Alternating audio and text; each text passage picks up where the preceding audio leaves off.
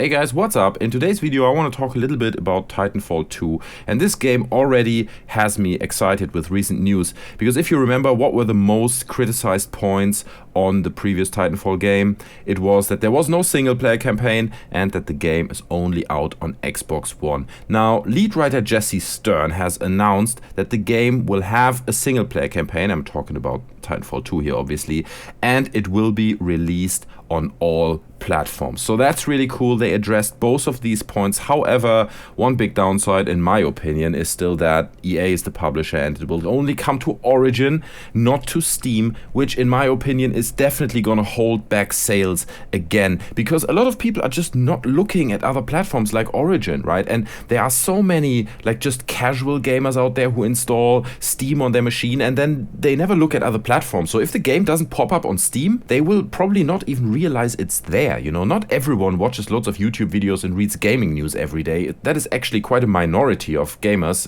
even if it is quite like a verbal minority. But nonetheless, a lot of people just will not recognize the game is there if it doesn't pop up on Steam. So that really sucks. However, in the same Forbes interview, Jesse Stern also spoke about that they are thinking about creating a spin-off TV show like Call of Duty. If you're following my channel, a while ago I made a video about Call of Duty getting like a cinema movie and potentially a TV show as well. So I'm not sure what my thoughts are on this, right? Is it really worth investing all the money and effort into turning something like Titanfall or Call of Duty into a TV show? I personally, I would watch it just out of interest, how they translate it, but is it really gonna kick off and be big and then get like 5, 6, 7 seasons because it's so popular? I really, really doubt it, unless they get like the top-notch writers and like such a high-end budget into it, which I doubt they will. So I'm not entirely sure where this is gonna go. But then again, we've seen quite a few really interesting adaptations by, like for instance, Marvel and Netflix collaborations there, where TV shows actually turned out much better than we thought they would. So I'm not kind of saying it's definitely going to be shit, but it is the part of this news that really got me least excited, if that makes sense.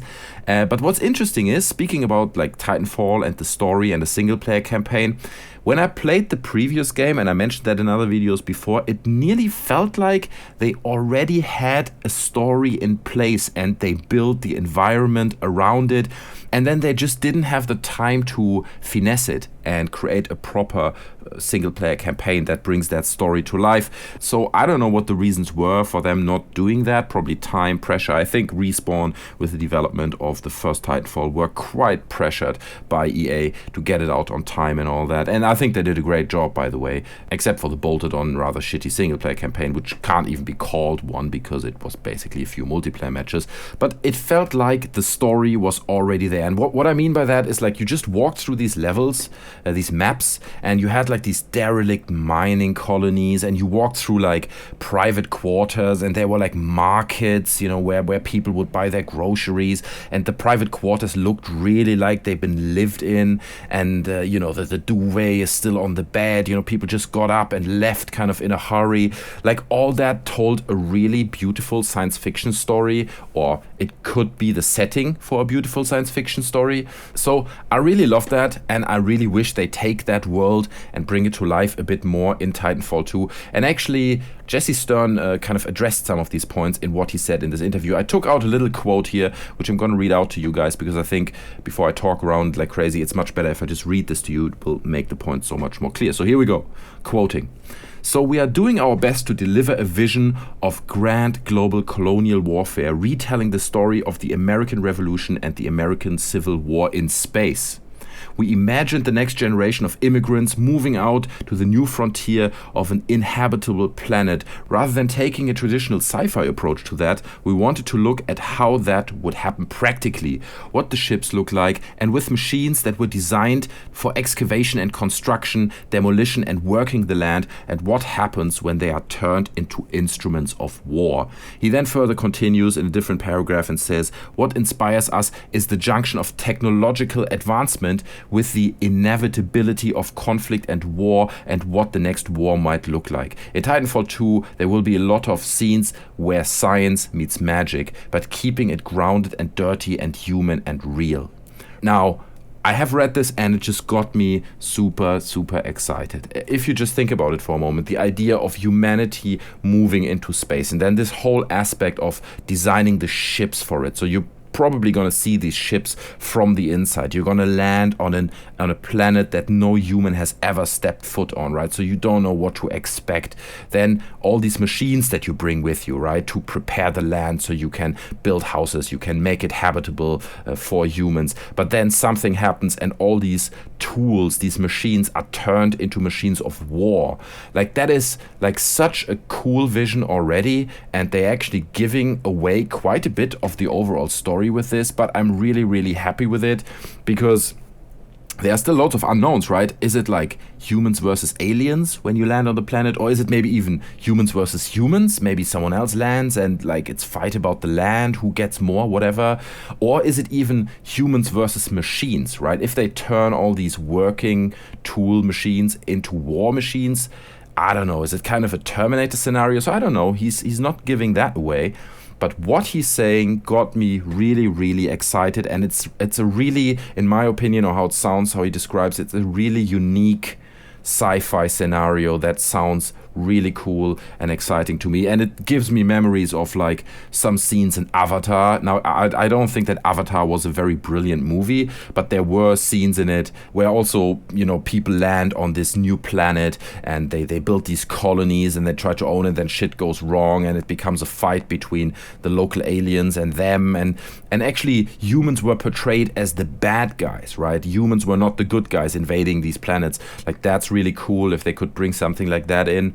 Another memory this automatically triggers is the alien power loader, right? Which is basically also a tool, but then in Aliens, Ripley uses it against the Queen and it kind of becomes a war machine. Not really, but you know what I mean. It triggers all these science fiction thoughts, and that's just so cool. Like, I can't wait. I to be honest, I personally wasn't the biggest fan of Titanfall getting a single player campaign, because I thought it works so well as a multiplayer game that we don't even need it. And all these people who came forward and said it's not even a complete game, it's not a AAA title, it doesn't have enough content. I can only say, like, dude, look, it's got like 3 or 2 free DLCs now. It's got so many maps. It's definitely worth the money, in my opinion. But hey, I mean, opinions differ there and everyone can think what they want.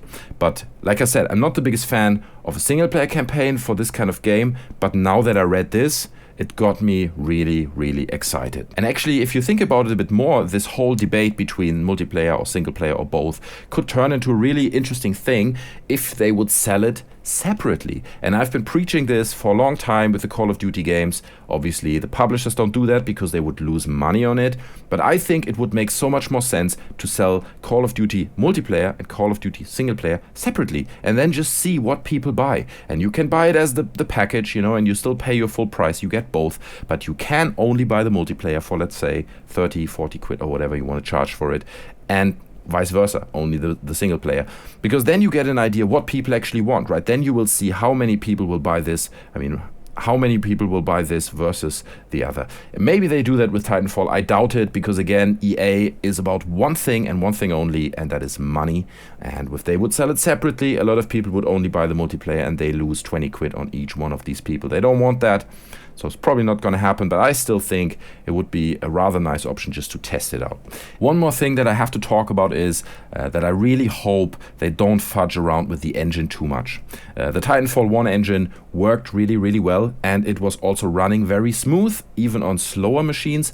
And I think, personally, these 60 frames per second are just so much more important than a neat, fancy engine. Now, last time I looked, and don't nail me down on this, but I think they based the game Titanfall 1 on the Source engine, so we can absolutely assume that Titanfall 2 will also be based on the Source engine, which is a great thing, because the Source engine can look really, really nice. But I just hope that they also, when it comes to the single player, don't focus all their efforts on just making the game really, really pretty, so it looks even neater than all the other first-person shooters out there, but then it runs slow and a lot of people can't play it because they have slower machines. So focus has to be on 60 FPS, even it doesn't look as bad. And I mean, Titanfall 1 looked great, and I still think it looks great still today, right? Graphics haven't advanced that much since Titanfall 1 that we need to, you know, fancy it all up like crazy. I think they just give it a little bit more polish, put it on the same engine, add the single player in, And that's pretty much it. Resell us the thing, more maps, more content, more robots, make the whole thing a bigger package, and then I will be at least really, really happy. However, Titanfall is expected to be launched somewhere around March 2017. I mean, now it's nearly March 2016, so it is just a year off, and maybe we're gonna see something at this year's E3. That would certainly be exciting. This is, by the way, the launch window that EA promised. As of now, it might still be delayed and it's not set in stone, but we can hope for March 2017. Anyway, guys, these are my thoughts. You can share your thoughts down in the comment section below. Are you excited for Titanfall 2, or you just simply don't care at all? Did you play Titanfall 1? What do you want to see in the single player campaign? Any thoughts that you might have towards this game, share that underneath. You can like the video if you enjoyed it. You can subscribe to my channel for more. Otherwise, guys, take care, and I'll see you next time. I'm out. Bye.